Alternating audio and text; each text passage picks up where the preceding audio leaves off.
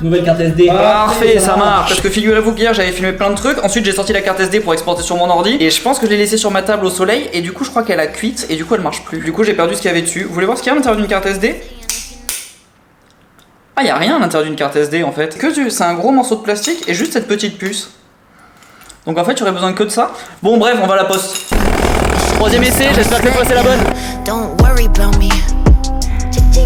J'y vais en tram, quand c'est la première fois que je prends le tram. Et malheureusement je viens de faire déjà 5 minutes de skate. Et je peux vous dire qu'il va rien d'avoir de filmer dehors aujourd'hui. Il fait 36 degrés. Et c'est trop chaud pour une activité en extérieur. Je comprendrais que vous vous barriez maintenant, le tram est là.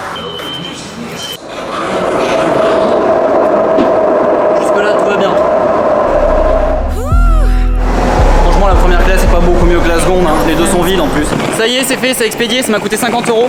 Ce qui est 10 fois moins cher que chez DHL. Avec DHL ça me coûtait vraiment 500 €. Donc ça valait le coup de venir dans cette poste même si c'était un peu loin. Et qui sont souvent fermés. Emirates Post, c'est comme la poste mais ici. Et je voulais rentrer en street pour longer la marina mais je crois que je vais être obligé de prendre le tram aussi. Il fait vraiment trop chaud en extérieur. Franchement avant de connaître Dubaï, je me moquais des gens qui craignaient la chaleur. Je pensais pas que ça pouvait vraiment empêcher de sortir, qu'on pouvait vraiment rien faire en extérieur. Et puis ensuite j'ai été à Dubaï l'été et là j'ai découvert la vie. Et franchement ça pique. C'est vrai qu'on peut pas sortir quand il fait 36 degrés. Une super position sous la bouche de clim.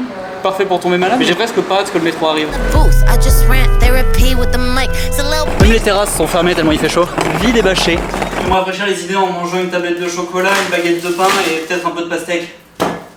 On se voit après.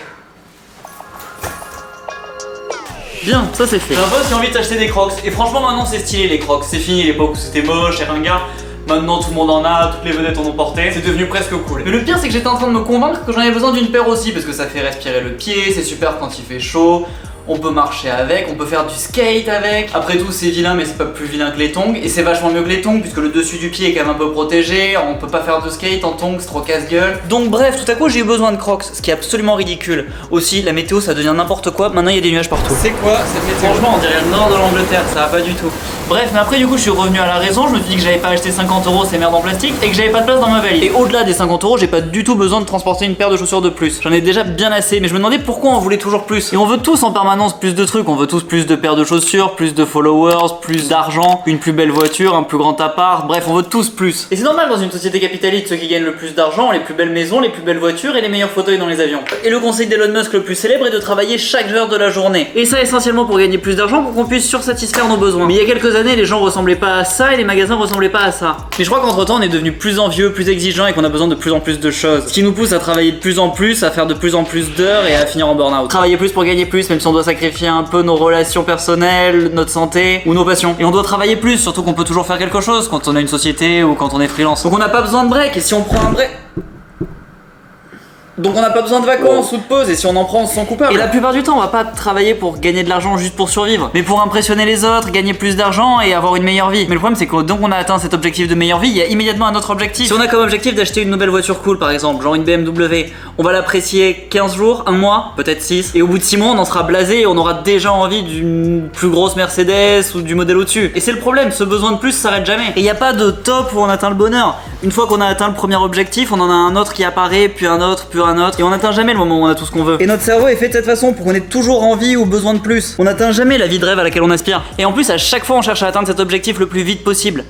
On ne profite pas du tout du processus. Et j'en suis coupable aussi, parce qu'en faisant une vidéo par jour, le but c'est que mon nombre d'abonnés monte le plus vite possible, que ma qualité de vidéo s'améliore, que je m'améliore en montage, et que je puisse finir par en vivre le plus vite possible. Mais je sais pas si je devrais autant me précipiter pour atteindre ce futur plus heureux aussi vite. Est-ce que je devrais pas plutôt prendre le temps, apprécier chaque vidéo, peut-être en sortir qu'une tous les 2 jours pour apprécier le temps de montage? Non, c'est une par jour, faut que je me force, putain. Dans 3 jours je passe ma vie sur Netflix, donc non, c'est une par jour, je m'y tiens. Obligé. Mais je devrais quand même sûrement apprécier plus la position dans laquelle je suis. Et d'après Google, la solution c'est de plus être concentré sur les objectifs, mais d'être concentré sur la croissance. Je gagne 1 abonné par jour. Mais de toute façon, avoir assez et se contenter, c'est un état d'esprit, c'est dans la tête. Et bref, l'idée c'est aussi de se concentrer sur ce qu'on a déjà. Et on a déjà tellement de trucs. Je veux dire que j'ai 5 paires de chaussures, j'ai une paire de tongs, pourquoi j'aurais besoin d'une paire de crocs? J'ai pas du tout besoin d'une paire de crocs. En plus, si je l'avais acheté il y a 3 ans, je me serais auto-craché dessus.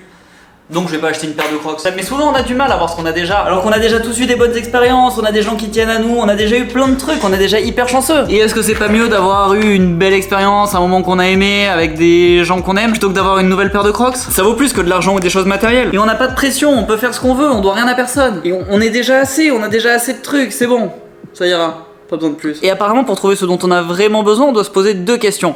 De combien on a vraiment besoin d'argent pour vivre et combien de temps on veut passer à travailler par jour. Et une fois qu'on sait de combien d'argent on a besoin et combien de temps on veut travailler, on peut essayer de trouver un équilibre. Et une fois qu'on sait de combien d'argent on a besoin pour vivre, ça veut dire qu'après on sait combien on peut dépenser en vacances, combien on peut avoir pour tout ça. Mais je trouve qu'on cherche pas le premier bonus et les prochains 50 000 balles juste pour s'acheter une nouvelle caisse. Parce que globalement, tant qu'elle roule, qu'est-ce qu'on en a à battre, que ce soit une Audi ou une Fiat? Ouais, évidemment, l'Audi elle est plus stylée. Mais bon, une petite Fiat 500, si elle est à Barthes aussi, c'est pas dégueu. Hein. Bref, dans mon cas, par exemple, j'avais assez d'argent pour tenir un moment et arrêter de bosser dans un truc qui m'amusait pas plus que ça. Et donc il me reste encore un petit moment pour voir si j'arrive à faire des vidéos, sinon il faut que je me trouve un métier. Au fait, pense à t'abonner en appuyant sur le bouton ici. T'as 15 secondes, t'as encore largement le temps de le faire. Tu peux aussi regarder cette vidéo qui est ma vidéo préférée. Normalement elle se passe dans le désert, mais si c'est plus ça, c'est-à-dire que la nouvelle est encore mieux. Donc vraiment tu devrais la regarder. Celle-là, ça devrait être ta préférée d'après YouTube. Et là tu peux te laisser porter et toutes les regarder d'un coup. Comme ça permet de toutes les regarder d'un coup sans se poser de questions, c'est vraiment pratique. Et voilà, c'est à peu près tout. À demain. Bisous. Pas bisous. Ciao ciao. Non, pas ciao ciao non plus, c'est ringard. Faut que je me trouve un métier.